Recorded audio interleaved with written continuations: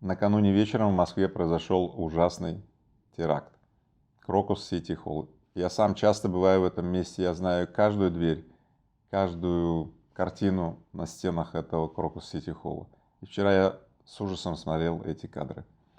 Сейчас мы постараемся вместе составить картину происшедшего по крупицам, чтобы разобрать все детально и сделать выводы. Это крупнейший террористический акт в Москве за последние 13 лет. Последний крупный теракт произошел в Домодедово, где в 2011 году смертник взорвал себя. Что известно на момент записи этого выпуска о погибших и пострадавших? Следственный комитет сообщил о 115 погибших. Скорее всего, эта цифра не окончательная. С места трагедии увезли в больницы Москвы и Подмосковья 120 человек. Москва и Подмосковье выплатят пострадавшим в Крокусе от 500 тысяч до 3 миллионов рублей, заявил мэр Москвы Собянин. А что же на данный момент известно о тех, кто совершил теракт? Директор ФСБ доложил Владимиру Путину о задержании всех предполагаемых террористов, 11 причастных человек, в том числе 4 предполагаемых террористов. 2 задержали в Брянской области на автомобиле Рено. По-прежнему нет единой информации, кто стоит за терактом, но есть несколько версий. Разберем их последовательно. Итак, версия первая. Иностранные газеты и журналы вышли сегодня на первой полосе с яркими сообщениями, что террористический акт в Москве совершило ИГИЛ, Исламское государство Хорасан. Напомню, ИГИЛ запрещена в России как террористическая организация. Источник «Коммерсанта» связал террористический акт с русским добровольческим корпусом. Это группировка, которая воюет на стороне Украины. Напомню, русский добровольческий корпус запрещен в России как террористическая организация. И третья версия. Губернатор Бурятии предположил, что за терактом стоит Киев. В Киеве официально заявили, что отношения к террористическому акту не имеют. ФСБ утверждает, что после совершения теракта в Крокусе подозреваемые собирались перейти границу с Украиной и имели соответствующие контакты с украинской стороной. В спецслужбе добавили, что задержанных прямо сейчас этапируют в Москву.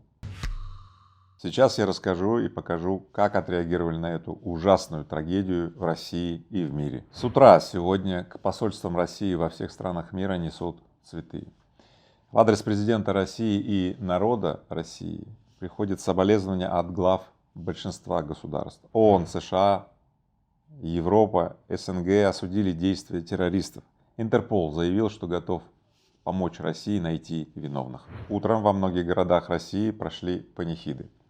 Отменены массовые мероприятия в эту субботу и воскресенье. В Москве выстроились очереди на пунктах сдачи крови. Чувствуется взаимная поддержка и помощь. Вчера вечером после совершения террористического акта из района Крокус бесплатно увозили такси пострадавших. И вся Россия, весь народ пришел на помощь пострадавшим. Москвичей предупредили, что в Москве в выходные действует повышенный режим безопасности. Не удивляйтесь, если в метро у вас будут проверять документы и досматривать более тщательно. Сейчас на всех вокзалах, аэропортах меры безопасности усилены, и поэтому возможны очереди. Пожалуйста, приезжайте заранее. Крокус Сити Холл находится в Красногорске. Однако это место, где есть метро, бары, рестораны, фитнес-центры. Там всегда очень людно. Очень много людей, и, возможно, вы тоже бывали в Крокус Сити Холл, и даже не раз. Что еще известно о Крокус Сити Холле? Владельцем этого бизнеса является семья Араса Агаларова. В прошлом году стало известно о проблемах этого бизнеса, и Сбербанк тогда заявил о том, что он устал от заемщика. Долги более 100 миллиардов рублей были рефинансированы Газпромбанком. Газпромбанк стал новым кредитором семьи Араса Агаларова. Также недавно поступила информация о том, что семья подписала личные поручительства по этим кредитам. Также известно, что семья Араса Агаларова не раз сообщала о том, что им пока не удается восстановить экономику этого грандиозного сооружения. То есть после того, как многие иностранные арендаторы покинули свои магазины и так далее, экономика данного комплекса была под давлением. В свое время, в середине 2000-х годов, этот комплекс буквально революционизировал тамошнюю Москву, установив совершенно новые стандарты для ритейла, для развлечений, ну и, в общем-то, и по сей день, я считаю, Крокус-Сити, галереи и вообще этот деловой комплекс, он представляется таким эталонным, как должна развиваться Москва, как должны развиваться новые локальные центры притяжения. И метро, появившееся там недавно, оно увеличило статус этого места. В момент трагедии Арас Агаларов и Мин Агаларов были на площадке и оказывали всяческое содействие спецслужбам в ликвидации последствий этой трагедии.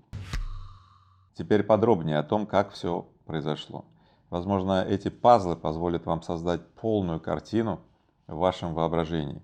Вечером 22 марта в Крокус-Сити должна была выступать группа «Пикник».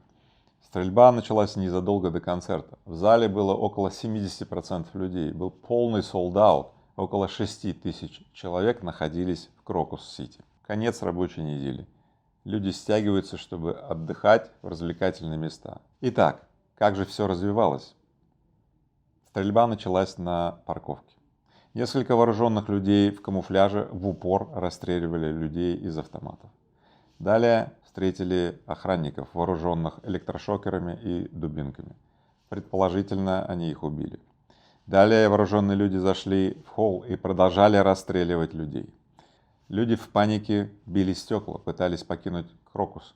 Иногда очевидцы сообщают, что они натыкались на закрытые аварийные выходы. И эти сообщения очень напомнили мне зимнюю вишню. Вы помните, зимняя вишня Кемерово. Люди в камуфляже, расстреливая людей, прошли в зрительный зал. Предположительно, бросили взрыв-пакеты, дымовые шашки, вылили жидкость, предположительно бензин, и устроили пожар. Продолжали расстреливать людей. Когда здание охватил огонь, раздались несколько больших взрывов. Представьте себе месиво. СОБР штурмует здание, ищет террористов. Люди в панике, огонь, охвативший здание. И вот это вот месиво, это вот трагедия. Мне кажется, вчера вся Россия и Москва замерла, и сердце сжалось. Огонь очень сильно распространился, и уже весь огромный Крокус-Сити-холл был объят пламенем. Пожар тушили с вертолетов. Я слышал, как вертолеты летели по направлению к Крокусу. И только к часу ночи удалось локализовать пожар. К Крокусу направили более 70 машин скорой помощи. Америка и Белый дом назвали события в Москве ужасающими и одновременно сообщили, что не обладали информацией о готовящемся террористическом акте. Однако отмечу, 8 марта США и Великобритания опубликовали официальные сообщения, предупреждающие о готовящихся в Москве терактах. И они просили американских и британских граждан покинуть Москву. Тогда эти сообщения распространялись на ближайшие 48 часов. Министерство иностранных дел США, Канады, Литвы и других стран ЕС тоже присоединились к этим заявлениям и призывали покинуть иностранных граждан в столицу. Следственный комитет возбудил дело о теракте. Страшные цифры. 115 человек погибли. Люди гибли от пуль, от взрывов. Кто-то задохнулся от угарного газа. Людей находили в холле, в туалетах, на лестничных клетках. На одном из человеков нашли взрывное устройство. Возможно, это террорист. Все ведомства продолжают докладывать президенту о расследовании теракта. Информация поступает буквально по крупицам, для того, чтобы быть собраны в единую картину происходящего. Кровля здания в Крокусе рухнула. Идет разбор завалов. Произошедшее очень многим людям напомнило теракт на Дубровке. Помните, Норд-Ост? Постановка собирает аншлаги. И вот захват. Заложников удерживают 3 суток. Переговоры, требования. В этот раз нету переговоров, нету требований, просто расстрел людей. Что это? Возможно, позже выяснится. А теперь давайте перейдем к выводам. Мне очень хочется, чтобы виновные были найдены. Чтобы мы установили истинные причины происходящего. Мне очень хочется, чтобы пришла какая-то ясность. Из всего произошедшего до сих пор непонятно, кто это сделал, для чего. Я очень хочу помочь пострадавшим или погибшим в этом ужасном теракте. Я попрошу прямо сейчас свою команду найти способы, как я могу помочь в этом. Может быть, поддержать пострадавших, может быть, погибшим, может оплатить похороны, может быть, что-то такое. Но я хочу принять участие в поддержке тех, кто пострадал или погиб. Я очень хочу, чтобы наша страна была безопасной. И я очень соболезную семьям, родным, близким погибших и пострадавших.